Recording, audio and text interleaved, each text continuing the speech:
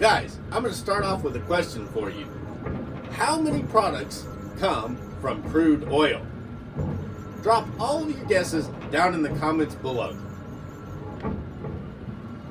Hi, I'm Logan, the 64th Georgetown Skeele, and this is another episode of Toy Talk.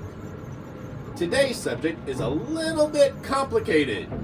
It is about refining crude oil into over 6,000 products necessary to sustain our standard of living. You will be surprised to find out what is refined and made from crude oil.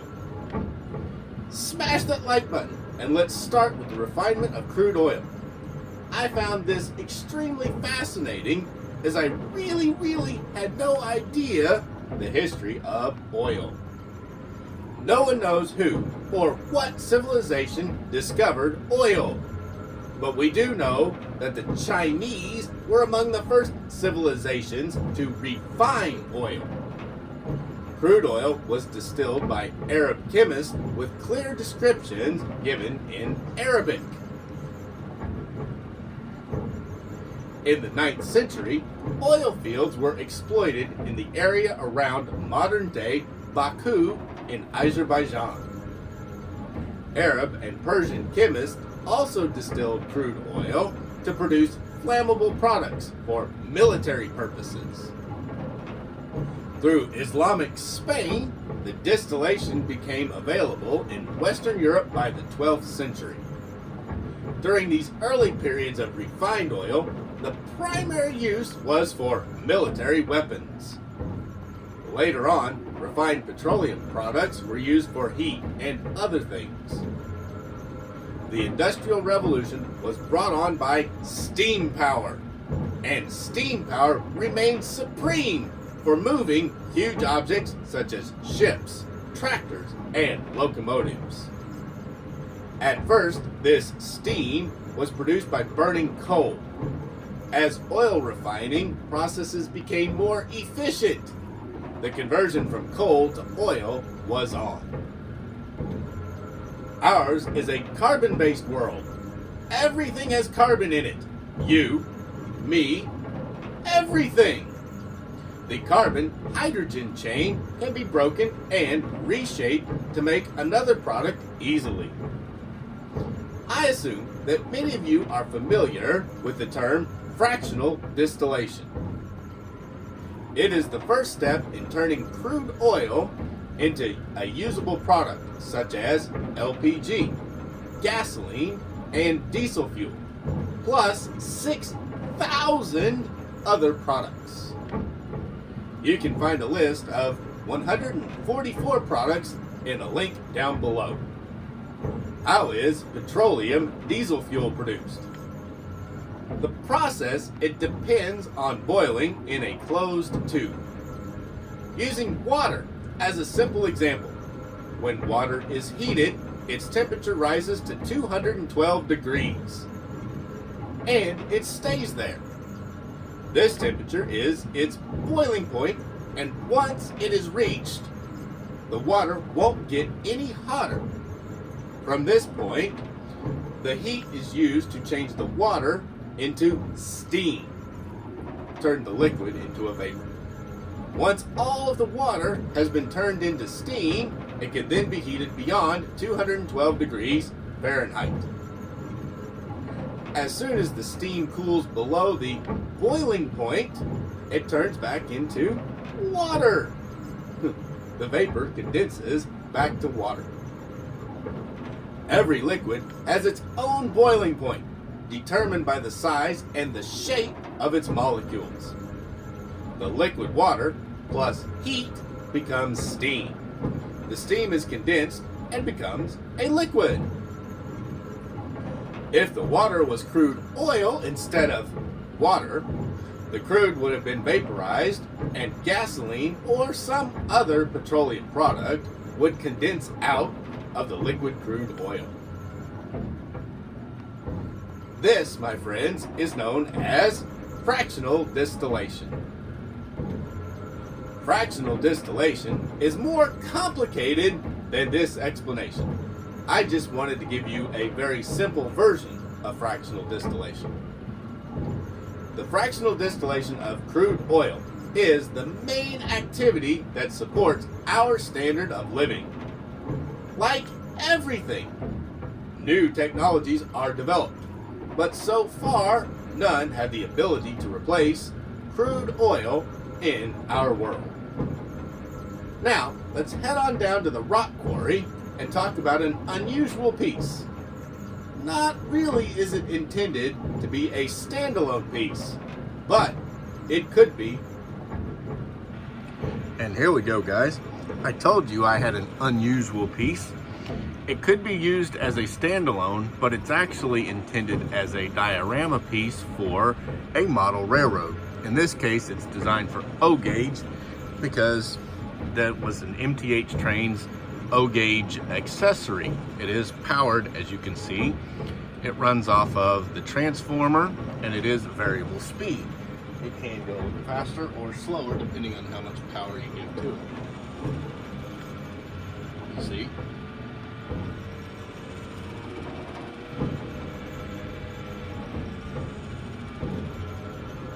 However, I think this here is about the right speed in scale based on how fast the real ones go. It has a little electric motor in it and some wires that go off to your transformer. Really, really nice piece.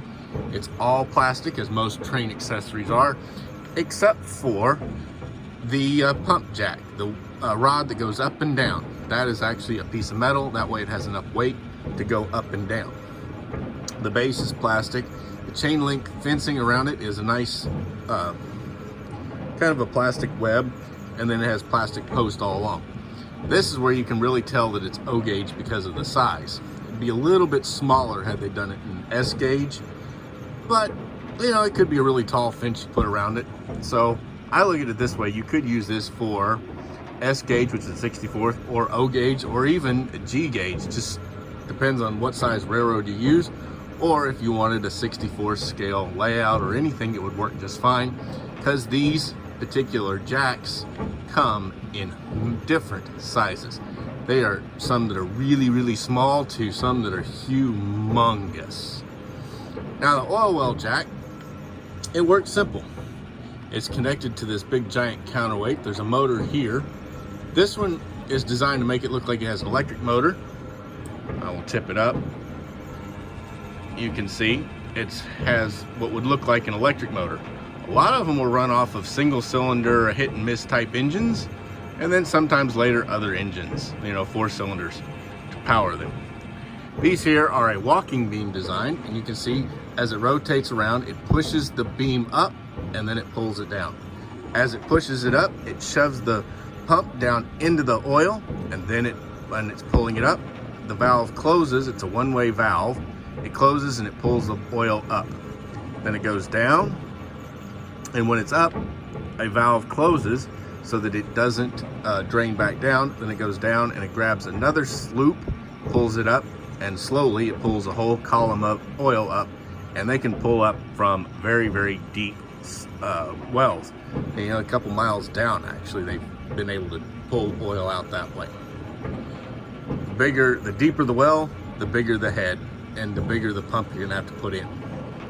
But overall, I'd say this would work for any size. You can see when there's not enough weight to push the thing down, it doesn't fall down like it's supposed to.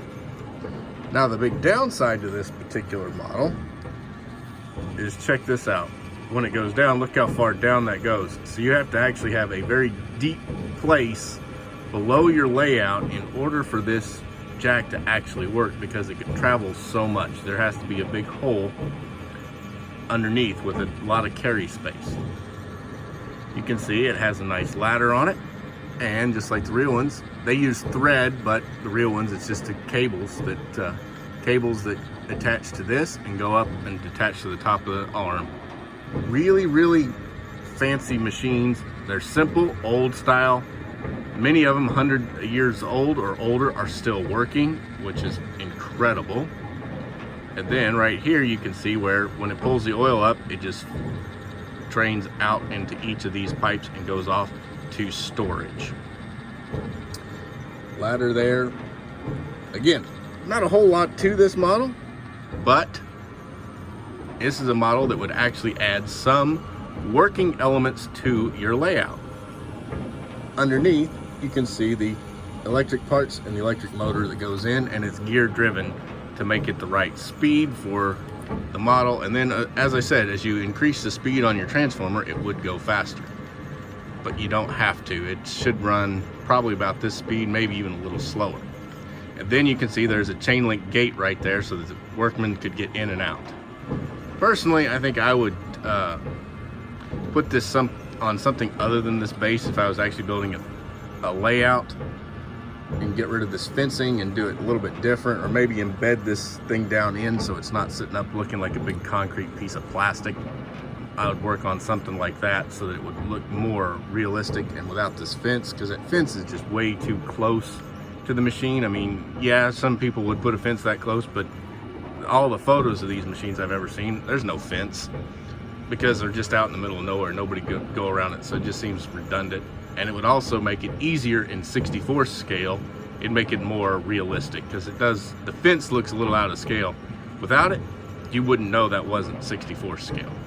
And this is one of the machines that pumps out all of that oil, which makes those 144 products you see on that list that I've got where you can download, plus 6,000 more products.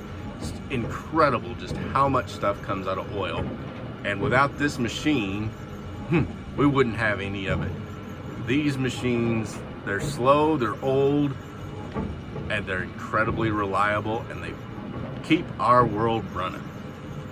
And that is the MTH Trains O-Gauge oil well pump. It is designed to be an accessory on an O-Gauge layout, but you could use it on different scales because they make them in different sizes, or it could be a standalone piece. Really cool.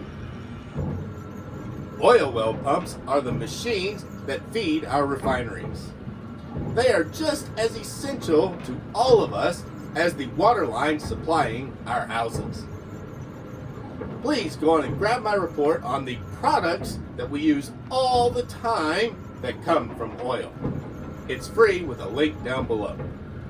Also, show your support for the channel by dropping a comment, leaving a tip below, or sponsoring me over on my Patreon page. It does take a lot of time, guys, to keep this channel going, and any help goes a long way and is very, very much appreciated. Thanks for watching. Please go on and smash that like button, share this video, and subscribe to my channel. I'm Logan, the 64th Gear Jammer Skeele, and I'll be back soon with another episode of Toy Talk and some new content.